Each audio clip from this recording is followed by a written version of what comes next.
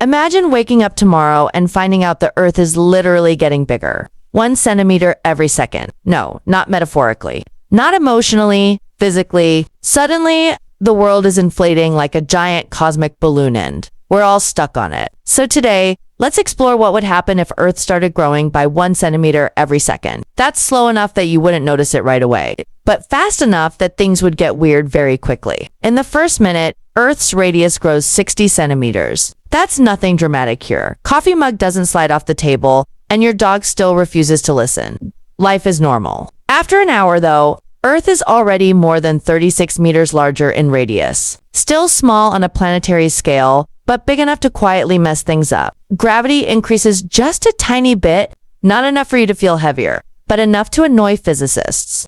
After 24 hours, Earth has grown 864 meters in radius. That's nearly a kilometer of new Earth. Every single day. Now you're starting to feel it. Gravity is stronger.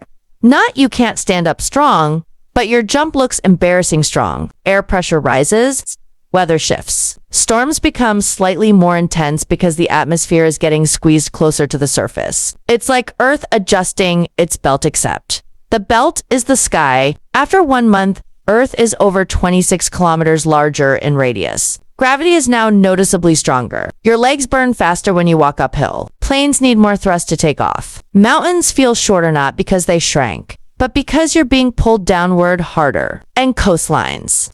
Bad news. As gravity increases, water gets dragged inward, raising global sea levels. Not from melting ice, just from water piling up more tightly around the planet. But here comes the big problem. Earth's orbit starts to break. The bigger Earth gets, the more mass it gains. And with more mass comes stronger gravity, not just for us, but on the moon and even the sun. Eventually, our orbital speed isn't enough to keep up with our growing gravitational pull. Earth starts spiraling slightly inward toward the sun. Not fast, not dramatic, just a slow, uncomfortable drift toward the giant fireball that already hates us every summer. And in the long run, as Earth keeps growing and pulling harder on everything around it, the moon could fall, tides would explode in size, and the Earth-Sun relationship ends in the world's least romantic breakup. So what does this all mean? A tiny growth rate, just 1 centimeter per second, doesn't sound scary, but give it time, and you get stronger gravity, wild weather, rising seas, and eventually a broken orbit. In short, cool for a sci-fi movie, terrible for literally everyone.